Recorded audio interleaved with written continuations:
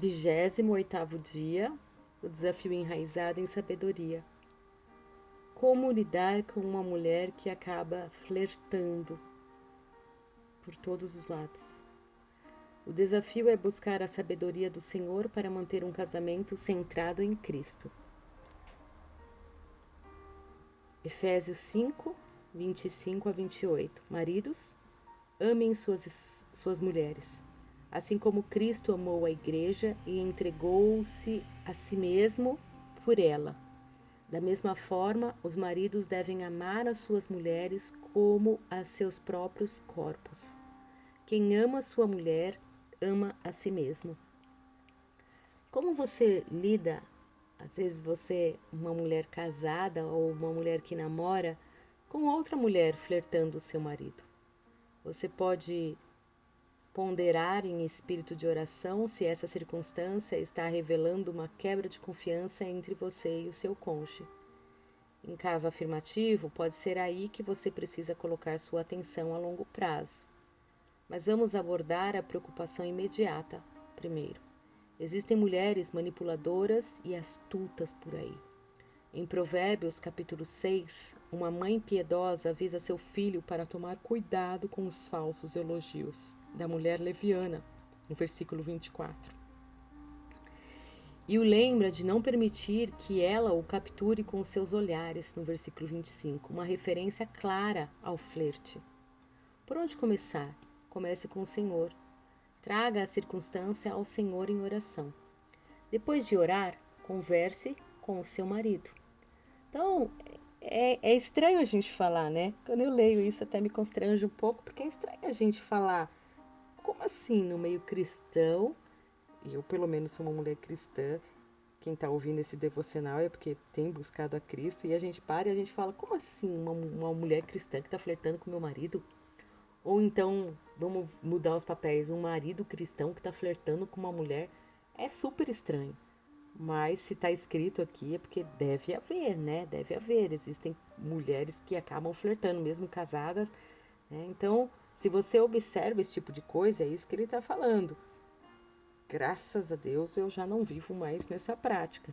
Mas eu digo assim, ele vem falando assim, depois de você orar, se você viu que está acontecendo alguma coisa, ele fala assim, eu começaria fazendo algumas perguntas francas ao meu marido, buscando entendimento. Se ele não concordar com sua avaliação, seja específica sobre o que ele está fazendo.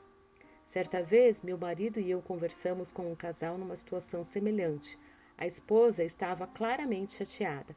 Quando ela descreveu o comportamento da mulher, tornou-se óbvio que o seu marido não havia captado nenhuma das tentativas de flerte dessa mulher. Ele realmente só tinha olhos para sua esposa. Depois que ela entendeu a situação, ele e a sua esposa concordaram em como ela reagiria. Então, às vezes, o marido não está nem prestando atenção, ou às vezes a mulher não está nem prestando atenção. E aí, um dos cônjuges que está flertando o outro, com uma imundície, né? Eu ia falar, para ser mais branda, às vezes não está nem prestando atenção. Então, ore antes e converse, é isso que tem falando, né? O outro tema, seja honesta sobre a interação, como essa interação afeta você. Nossos maridos são ordenados a viver conosco de uma forma compreensiva, para nos nutrir e cuidar de nós. Isso está em 1 Pedro, capítulo 3, versículo 7, e Efésios, capítulo 5, 25 a 28, que a gente leu. Quando uma situação nos causa danos emocionais, deve ser uma grande preocupação para eles também. Ou seja, marido, ame a sua esposa assim como Cristo amou a igreja. É isso que ele está falando. Então, assim, os maridos, a gente tem que fazer, por mais que eles sejam racionais, a gente tem que fazer com que eles vejam também a nossa sensibilidade emocional. Nós somos, né? Nós vivemos num outro nível emocional. A gente tem um romantismo maior que eles, então eles precisam aprender também que nos magoam, que nos machucam, né? Nesse sentido. Mas eu digo também porque tem muitas mulheres que também machucam, né? Então, gente, tem que tomar cuidado. Então, tentem chegar a um acordo sobre como devem administrar as circunstâncias. Lembre-se que vocês são uma só carne. As situações pelas quais ele passa afetam você e vice-versa. A resposta do seu marido pode parecer bastante diferente dependendo das circunstâncias, mas aqui são algumas possibilidades. Ele poderia minimizar o contato com ela, isso significa nenhuma comunicação desnecessária, né? Por exemplo, se tem alguma mulher que já demonstrou alguma coisa pelo seu marido, ou se, sei lá, você demonstrou alguma coisa pelo marido de alguma fulana, minimize esse contato, diminui, né? Foge, confessa os seus pecados e resistir ao diabo e ele fugirá de vós. Só que tem que confessar, chegar diante do teu marido e falar, olha, né? Então, ele poderia evitar completamente os encontros com essa mulher, Provérbios 5:8, né? Então, evitar completamente. E é possível que ela precise ser confrontada e informada de que os seus avanços não são correspondidos para que o seu comportamento pare. Então, nesse caso, não recomendo que você fale com essa mulher, nem que o seu marido fale com ela sozinho. Se ela for membro da igreja, precisará da disciplina do corpo que a igreja oferece. Se for uma relação profissional, pode haver canais no trabalho que pode buscar esse tipo de coisa. Então, continue orando sobre essa situação com o seu marido. Então, é exatamente isso. Às vezes, a pessoa está acontecendo alguma coisa e o trabalho, olha, preciso ser mudado de setor, porque precisa procurar um supervisor, precisa chegar, precisa falar, esse supervisor precisa mudar. Às vezes, você consegue mudar de prédio, de setor, né? Ou às vezes, na igreja, você consegue diminuir. Outro tópico, se o seu marido está respondendo positivamente a esses flertes, 1 Tessalonicenses 5:22 diz que devemos evitar até mesmo a aparência do mal. Seu foco precisa ser orar por ele e dizer-lhe honestamente que os flertes deles lhe machucam. Se ele não reagir, peça ajuda a uma terceira pessoa, um pastor, um conselheiro, um amigo que possa ajudá-la com essa situação. Não ameace ou dê ultimatos a seu marido, mas também não tolere comportamentos reservados apenas para você e seu cônjuge. Às vezes a gente precisa de ajuda. Último tópico, finalmente considere o que a circunstância pode ter trazido à tona. Eu confio que o meu marido irá responder apropriadamente às mulheres que não estão se comportando de maneira piedosa. Se a resposta for não, comece a orar por isso. Considere buscar aconselhamento, mesmo que o seu marido opte por não ir com você. Pode ser que Deus use algo que Satanás planejou para fazer o mal, para trazer um grande bem e fortalecer o seu casamento.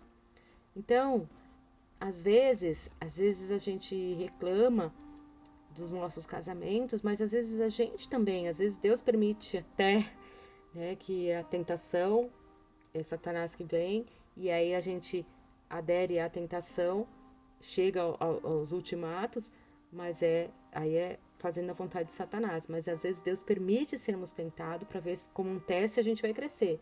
E se a gente faz desmoronar tudo, Deus também faz aquilo para fortalecer o nosso casamento. Então temos que ser mulheres sábias para cuidar dos nossos casamentos, das nossas vidas, né? Estarmos limpas, decentes, tanto de coração, tanto de alma, quanto de aparência, né? Às vezes tem mulheres rixosas que os maridos não aguentam mais. E às vezes tem maridos também rixosos que às vezes é tão pesado fica um casamento, né? Às vezes tem marido, sei lá, fedido, que a mulher cansa de pedir para tomar banho e não toma. Conheço gente assim, né? Então aquilo vai desgastando. Então a gente precisa orar para tomar cuidado. Então reflita e responda: você está enfrentando uma situação semelhante em seu casamento? Qual é o próximo passo prático e piedoso que você pode dar? A oração é vital para buscar sabedoria nessa situação. Ore para que Deus convença a mulher em questão ou o homem em questão e governe a situação. Peça a Ele para que dê a vocês as palavras e a oportunidade certa para falar com seu marido. Ore pelo casamento de seus amigos e peça ao Senhor para proteção. Vamos orar. Querido Deus, na Tua presença nós estamos mais um dia, mais um devocional, mais nesse momento.